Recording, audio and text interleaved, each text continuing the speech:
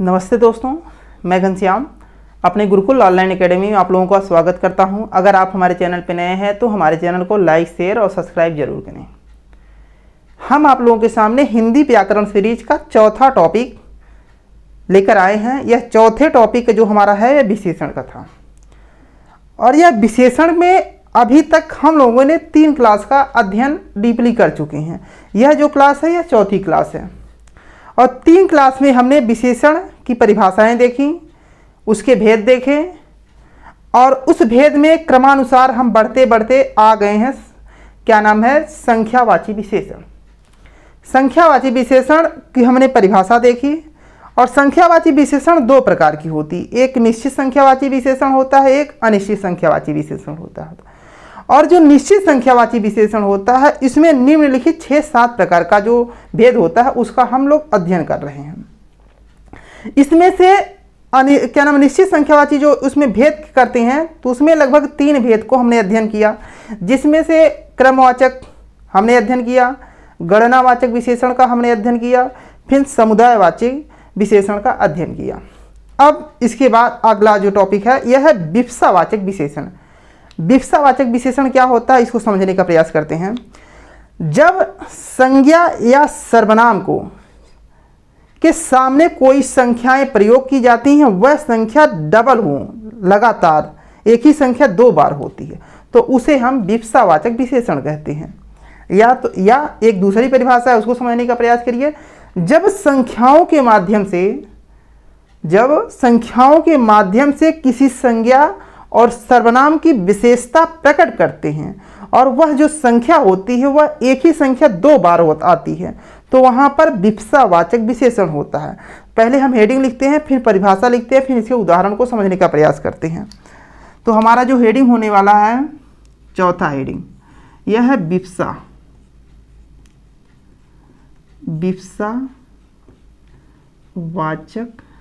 विशेषण।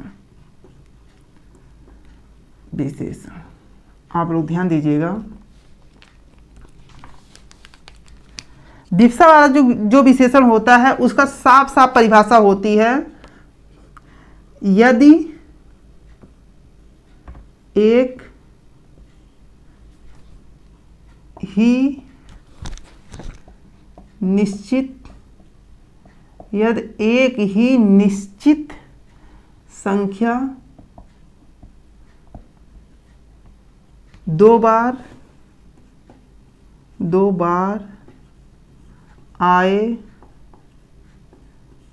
तो वहाँ विवक्षावाचक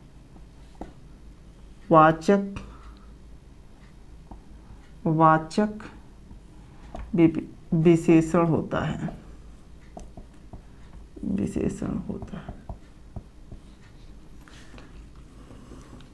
उदाहरण आप लोग समझने का प्रयास करिए। परिभाषा यहां कहने का तात्पर्य है जो संख्याएं होती हैं वह 2 बार लगातार आती हैं, तो वहां पर विवक्षावाचक विशेषण होता है। अगर हम परिभाषा देखें, जैसे कहें कि यह व्यक्ति है,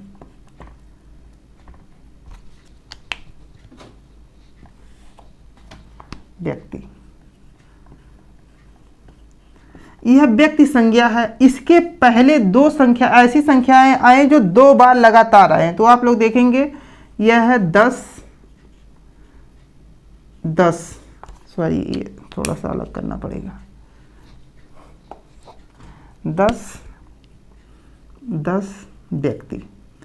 और यह जो संख्याएं हैं यह 2 बार लगातार आ रही है, इसीलिए इन संख्याओं में विवक्षावाचक विशेषण होता है। ठीक है दोस्तों, इसी क्रम में हम जब अगला उदाहरण देखते हैं, तो जैसे हम कहें 20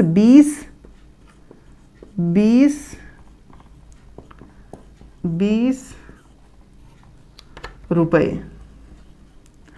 अब यहां समझने का प्रयास करिए, और यहां पर देखिए एक ही संख्याएं 2 बार लगातार आ रही हैं, इसीलिए यहां पर भी विवक्षावाचक विशेषण होता है। अगर हम अगला देखें तो एक कमरा,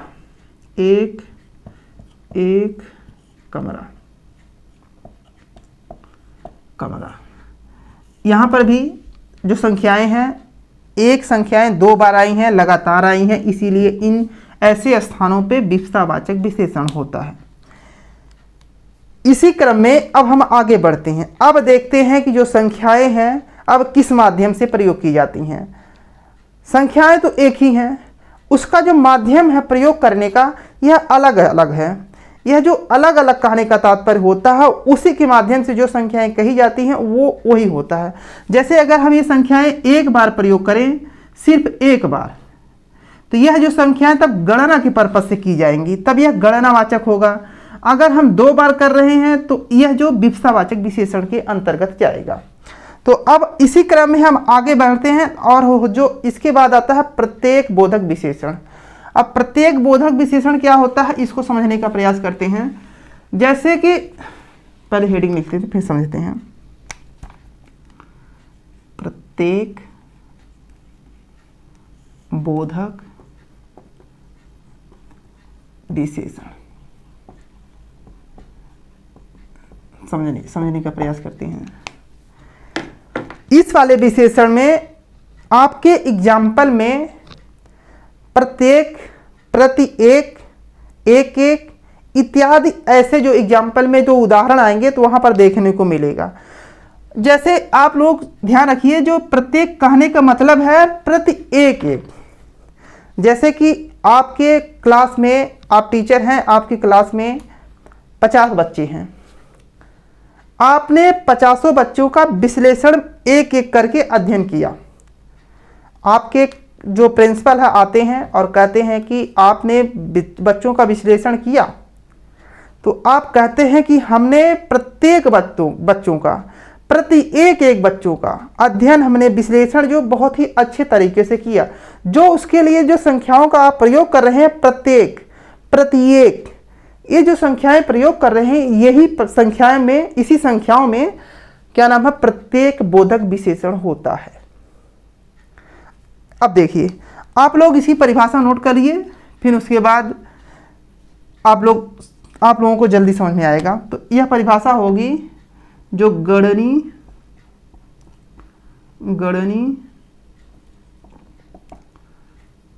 संज्ञाओं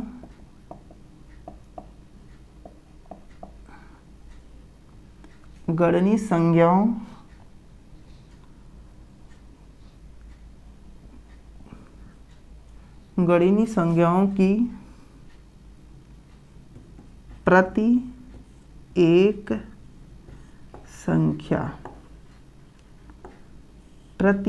संख्या का बोध कराने वाले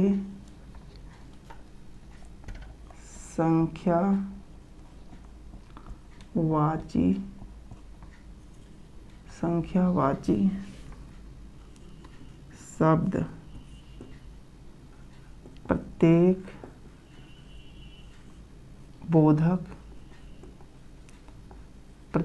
बोधक विशेषण कहलाते हैं या कहते हैं। आप लोग समझने का प्रयास करिएगा। जो गणनी संख्याएं होती हैं, संज्ञाएं होती हैं, उनकी गणनी संज्ञाओं की प्रति एक संख्या, मतलब 50 बच्चे हैं, उनका जब हम अध्ययन करते हैं तो प्रति एक एक का अध्ययन करते हैं, तो वही कह रहा है कि प्रति एक संख्या का बोध कराने वाली जो संख्याएं आती हैं प्रत्येक बोधक क्या नाम है, विशेषण कहलाती हैं। और इसके उदाहरण में आप लोग हमेशा प्रत्येक, प्रत्येक, हर एक जैसे उदाहरण देखेंगे। जैसे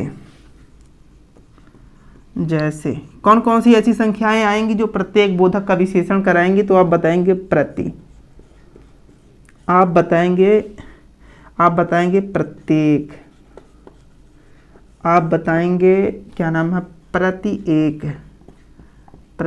एक, आप बताएंगे हर एक, आप बताएंगे एक। ये जो संख्याएं प्रयोग की जा रही हैं, इसी में प्रत्येक बोधक विशेषण होता है। उसके बाद एक और जो क्या नाम है निश्चित संख्यावाची विशेषण होता है, उसमें एक और बच गया है, उसको देख लेते हैं। यह होता है आवृत्ति बोधक विशेषण। आवृत्ति विशेषण बोधक क्या होता है, इसको समझने का प्रयास करते हैं। आप लोग ऊपर वाला जो होता है इसको आप नोट करिए और इसके बाद हम आगे बढ़ते हैं।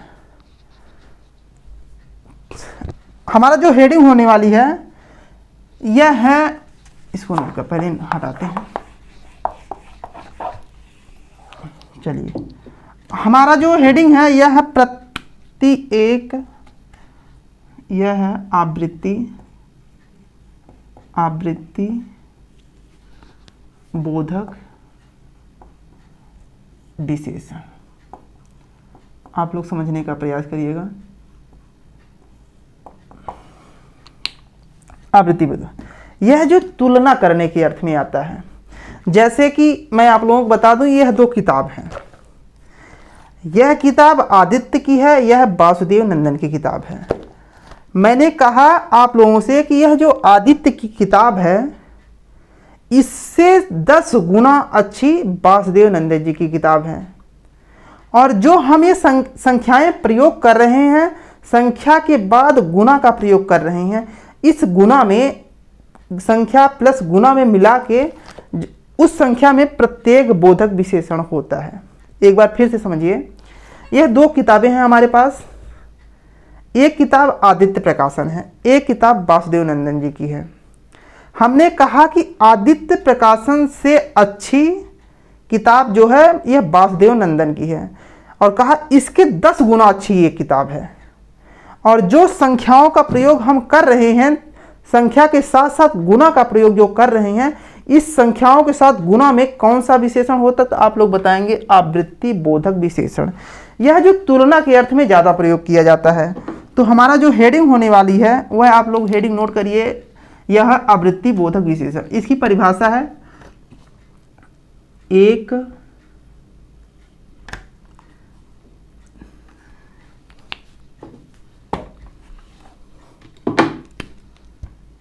यह एक वस्तु का दूसरी वस्तु,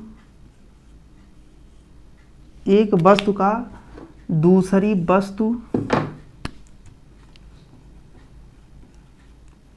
दूसरी वस्तु से आधिक्य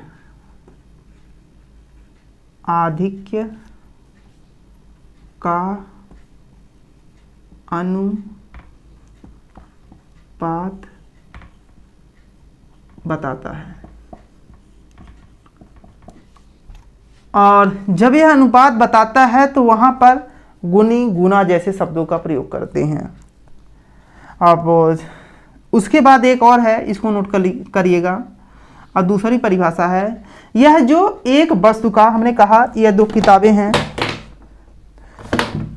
हमने कहा यह दो किताबें हैं। एक किताब से बेहतर बनाने, इसको डीम करने के बाद इसको अच्छा बताने के लिए इसका प्रयोग किया जाता है। और जब हम संख्याओं का प्रयोग करते हैं तो इसमें दूनी और दूना जैसे शब्दों का प्रयोग करते हैं। ठीक है, ये परिभाषा हमारी यह कह रही है। उसके बाद जो अगली परिभाषा होगी इसी में, इसको देखिएगा। जैसे कि निश्चित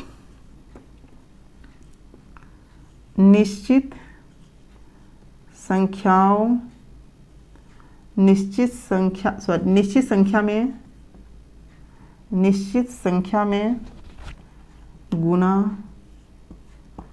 गुणी और गुणी हो तो वहाँ पर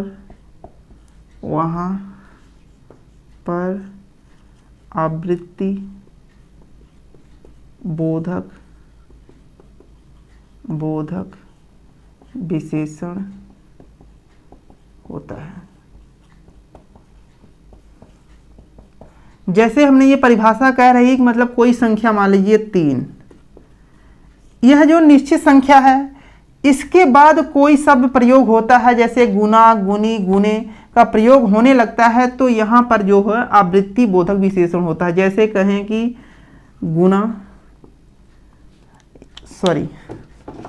जैसे ये संख्याएं हैं, इसके बाद प्रयोग होता है गुना, तो यह कह रही है कि मतलब 3 गुना, जहां पर यह गुना जैसी स्थिति हम लोगों को नजर आती है, देखते हैं वहां पर क्या नाम है, कौन सी सब भेद होगा, तो आप लोग बताएंगे आवृत्ति बोधक विशेषण।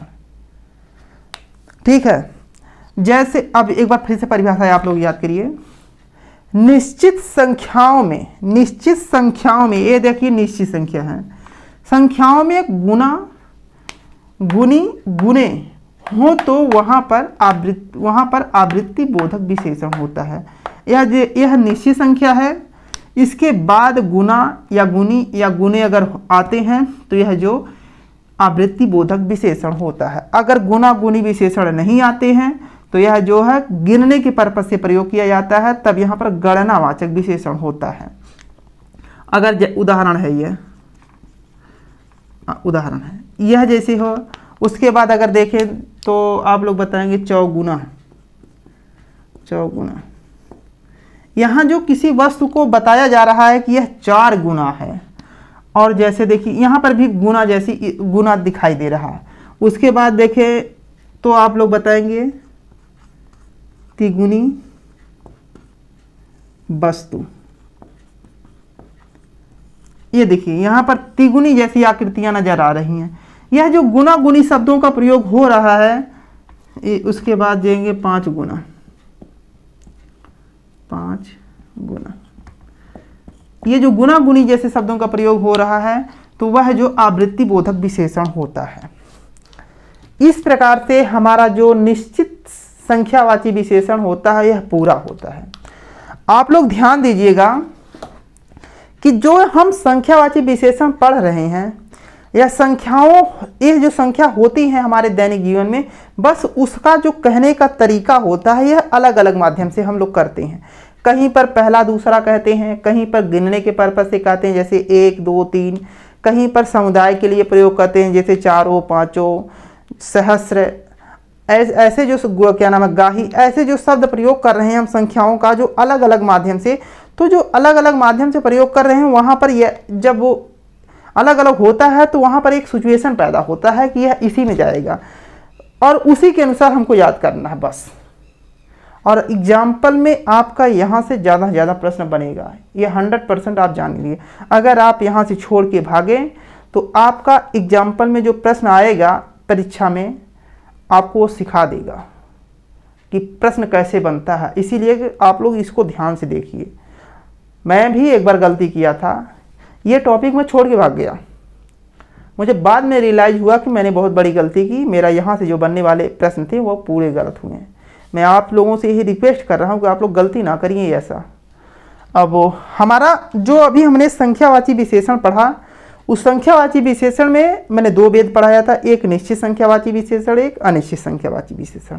और निश्चित संख्यावाची विशेषण का हमने लगभग 6-7 प्रकार का भेद पढ़ा जो आप लोगों के सामने था।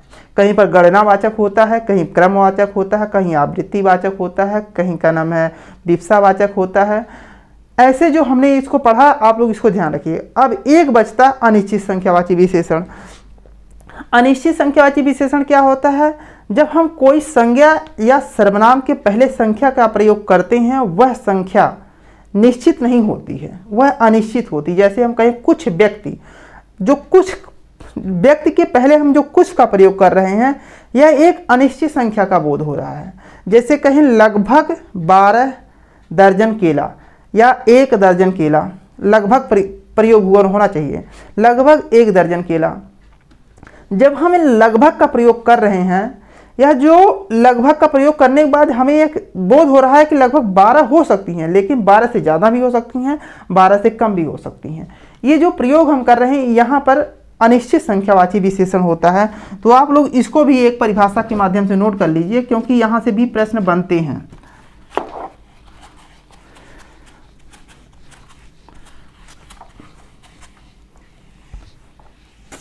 अब हमारा जो दूसरा हेडिंग था, एक निश्चित था, एक अनिश्चित संख्यावाची विशेषण। अनिश्चित संख्यावाची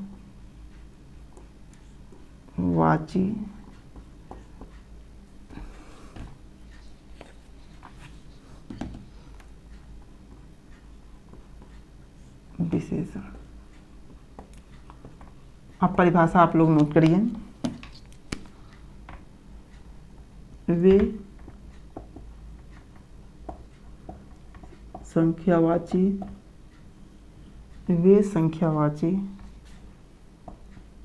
शब्द जो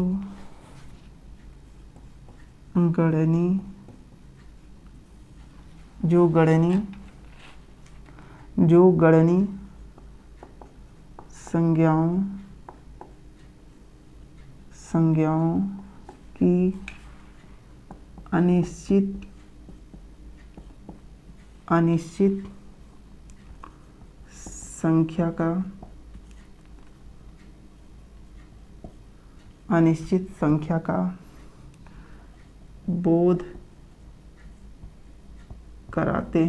बोध कराते हैं उन्हें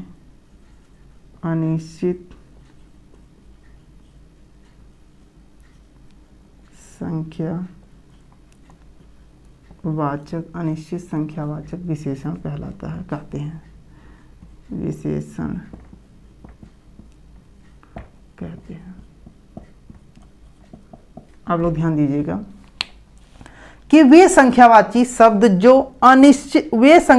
शब्द जो गणनीय संज्ञाओं की अनिश्चित संख्या का बोध कराते हैं उन्हें हम अनिश्चित संख्यावाची विशेषण कहते हैं। जैसे कुछ व्यक्ति। अभी आप लोग ध्यान दीजिएगा, ये जो कुछ कहने से हम कह रहे हैं कुछ व्यक्ति, कह तो रहे हैं कुछ व्यक्ति हैं, लेकिन ये संख्या नहीं ज्ञात हो पा रही है कि वहाँ पर कितने व्यक्ति हैं, 2, 4, 10 कितने हो सकती हैं। कोई संख्या का हमें विशेष ज्ञान नहीं हो पा रहा है, इसीलिए यहाँ पर अनिश्चित संख्यावाची विशेषण होता है। जैसे हम कहें दर्जनों भर पुस्तक। अगर कोई हमसे पूछने आया कि जैसे आपसे कोई अगर पूछने आया कि आपके पास हाई स्कूल की किताबें हैं, आप कहेंगे हमारे पास दर्जनों किताब होगी, लेकिन ये कन्फर्म आप नहीं है कि वो दर्जनों किताब में 5-7 भी हो सकती हैं, 10 भी हो सकती हैं, 12-15 भी हो सकती हैं, लेकिन आप अनुभव से लगा कह सकते हैं कि हो सकता है मेरे पास दर्जन किताब हो, लेकिन आप एग्जैक्ट कन्फर्म नहीं है कि आपके पास 12 हैं कि उससे कम है या उससे ज़्यादा है। वो जो एग्जैक्ट आप नहीं है वहीं पर अनिश्चित संख्यावाची विशेषण का बोध होने लगता है। जैसे हम कहें कि लाखों व्यक्ति। अब देखिए, अभी यह चर्चा में विषय था कि जो पुरानी पेंशन बहाली करने के लिए जितने शिक्षक वर्ग थे यूपी के, वह सब दिल्ली में जाके धरना दिए और पेपर में निकला था कि लाखों व्यक्ति आके अपने पुरानी पेंशन बहाली के लिए जो धरना कर रही है, लेकिन वह कह तो दी कि लाखों व्यक्ति, लेकिन यह कन्फर्म एग्जैक्ट नहीं कह पा रही है कि वह लाख थे या लाख से 1.5 लाख थे। यह एग्जैक्ट उसको पास जानकारी नहीं थी, लेकिन वह कही कि मतलब लाखों व्यक्ति। ये जो लाखों का प्रयोग शब्द कर रही है, लगभग लाखों व्यक्ति, यह जो एग्जैक्ट का बोध नहीं करा रही है, इसीलिए वहाँ पर अनिश्चित संख्यावाची विशेषण होता है। इस प्रकार से हमारा संख्यावाची विशेषण पूरा होता है। अब चौथा जो भेद है यह सार्वनामिक विशेषण, उसको देख लेते हैं। इसको नोट करिए, फिर उसके बाद हम आगे बढ़ते हैं।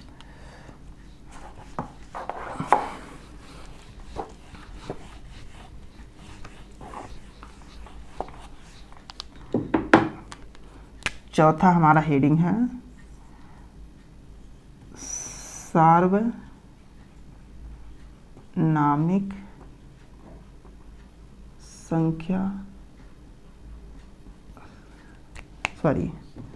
सार्वनामिक संख्या नहीं होगा, सार्वनामिक विशेषण।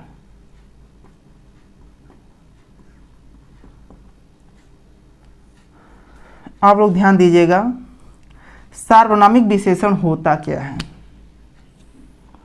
पहले इसको समझने का प्रयास करिए। यह जो विशेषण का चौथा भेद होता है, इसकी परिभाषा है कि इसकी जो परिभाषा बन रही है, पुरुषवाचक विशेषण, सॉरी आप लोग इसको नोट करिए, हेडिंग। अब इसकी परिभाषा क्या है इसको देखते हैं।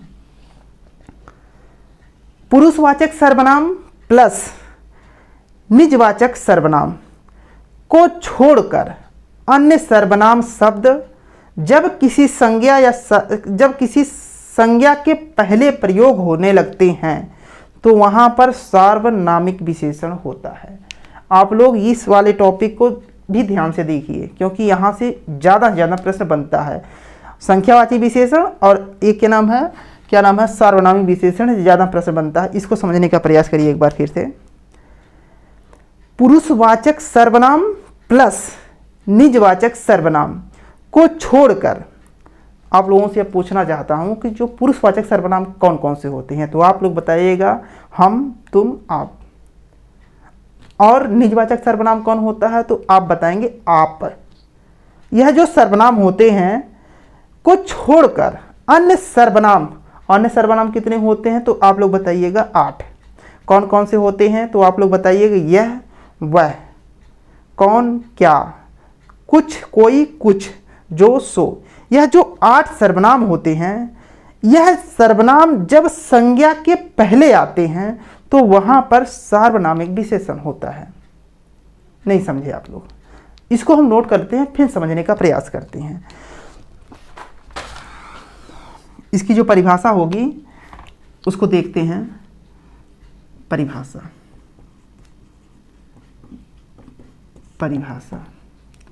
अब यह है पुरुषवाचक सर्वनाम। अब पुरुषवाचक सर्वनाम कौन कौन से होते हैं, साथ में इसको नोट कर लेते हैं। तो आप बताएंगे मैं, तुम, आप। यह तीनों पुरुषवाचक सर्वनाम और निजवाचक सर्वनाम। अब निजवाचक सर्वनाम कौन कौन से होते हैं इसको देख लेते हैं। तो आप बताएंगे सिर्फ आप होता है। पुरुषवाचक सर्वनाम और निजवाचक सर्वनाम को छोड़कर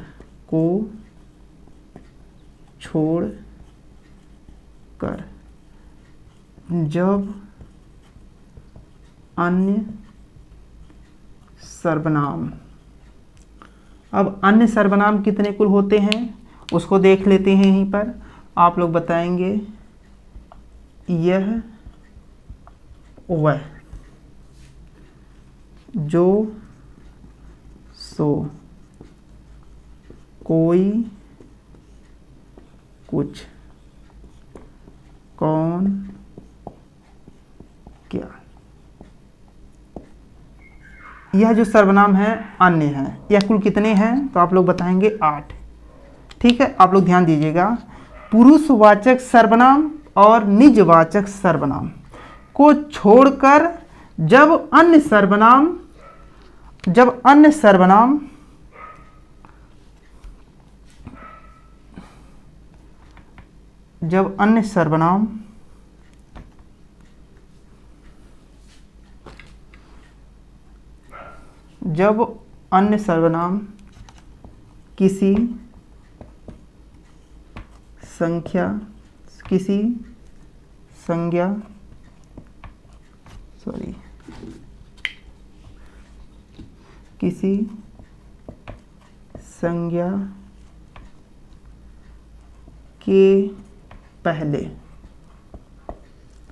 किसी संज्ञा के पहले आता है तो वहाँ पर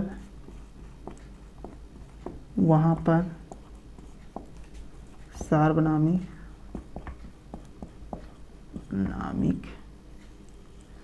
विशेषण होता है। आप लोग समझने का प्रयास करिएगा। इस परिभाषा को अगर आप समझ लेते हैं तो आपसे जो सार्वनामिक विशेषण से बनने वाला प्रश्न रहेगा वह मैक्सिमम से ज़्यादा सही जाएगा। यह परिभाषा कह रही है कि पुरुषवाचक सर्वनाम में कौन कौन से होते हैं, तो आप बताएंगे मैं, तुम और आप। और निजवाचक सर्वनाम, निजवाचक में आप, यह आप और यह आप दोनों अलग हैं। यह आप वक्ता का बोध करा रहा और यह वाक्य अन्य का बोध कराता, अन्य पुरुष का बोध कराता है। ठीक है। पुरुषवाचक सर्वनाम और निजवाचक सर्वनाम को छोड़कर जब अन्य सर्वनाम में यह 8 आएंगे, किसी संज्ञा के पहले आता है तो वहां पर सार्वनामिक विशेषण होता है। आप लोगों को समझ में आया? फिर से पढ़िए आप लोग अब। और यह देखिए कि जो अन्य सर्वनाम है इनकी अगर संख्या की हम बात करें तो यह 8 हैं। कौन कौन सी है? तो आप बताएंगे यह, वह, जो, सो, कोई, कुछ, कौन, क्या। हम आप लोगों को सर्वनाम जब पढ़ा रहे थे तब आपको बताए थे यह और वह का प्रयोग कहाँ होता है, जो, सो का प्रयोग कहाँ होता है, कौन, कोई और कुछ का प्रयोग कहाँ होता है, कौन और क्या का प्रयोग कहाँ होता है। ठीक है। जब यह जो 8 सर्वनाम किसी संज्ञा के पहले आ जाते हैं, किसी संज्ञा के पहले आ जाते हैं। संज्ञा आप लोग को पता ही किसे कहते हैं? किसी व्यक्ति, वस्तु, स्थान के नाम को संज्ञा कहते हैं। जब इसके पहले आ जाते हैं ये 8 तो वहाँ पर सार्वनामिक विशेषण होता है। अगर हम उदाहरण की बात करें, हमारा उदाहरण जो बनने वाला है वह होगा जैसे कि यह लड़का गा रहा है। आप लोग ध्यान दीजिए, यहाँ पर देखिए इसमें कहाँ पर संज्ञा है, तो आप लोग बताएंगे लड़का, यह एक संज्ञा है। लड़का के पहले जो सर्वनाम आ रहा है, कहीं यह निजवाचक तो नहीं है?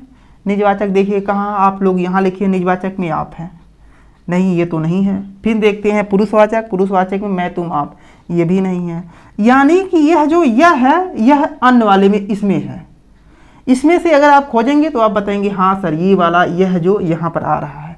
हमने बताया कि जब अन्य सर्वनाम किसी संज्ञा के पहले आता है, पहले आ रहा है तो वहाँ पर सार्वनामिक विशेषण होता है। किसमें होता है? तो आप लोग बताएंगे इस यह में सार्वनामिक विशेषण होता है। परिभाषा आप लोग पढ़ेंगे तब यह एग्जाम्पल आपको सरल लगेगा। बहुत से पढ़ते हैं आप लोग भूल जाते हैं, बार बार पढ़ते हैं बार बार भूलते हैं। मैं आपको बस सिचुएशन क्रिएट करवा के बस यह बता देना चाह रहा हूँ कि आप लोग को यह परिभाषा के साथ साथ एक एग्जाम्पल आपके माइंड में फिट हो जाए। बस आप लोग फिर से पढ़िए कि मतलब पुरुषवाचक सर्वनाम और निजवाचक सर्वनाम को छोड़कर जब अन्य सर्वनाम, यह 8 सर्वनाम किसी संज्ञा के पहले आने लगते हैं तो यहाँ पर इस सर्वनाम में सार्वनामिक विशेषण होता है। अब दूसरा एग्जाम्पल देखते हैं। जैसे हम कहें वह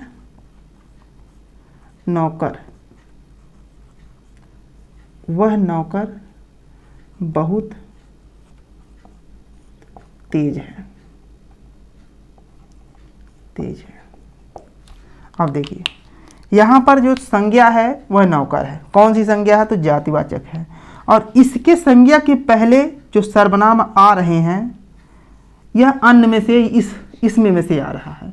और हमने अब इसको देखे हैं, जब बताया है कि अन्य सर्वनाम किसी संज्ञा के पहले आता है तो यहाँ पर सार्वनामिक विशेषण होता है। तो मतलब वह में सार्वनामिक विशेषण होगा। जैसे अगर हम दूसरी और परिभाषा की उदाहरण की बात करें तो जैसे है कोई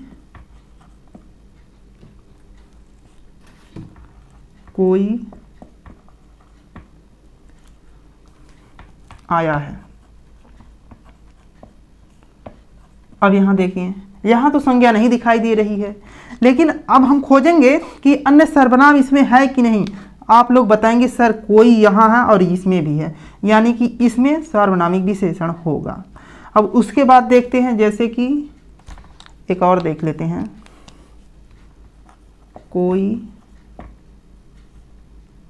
कोई व्यक्ति आया है।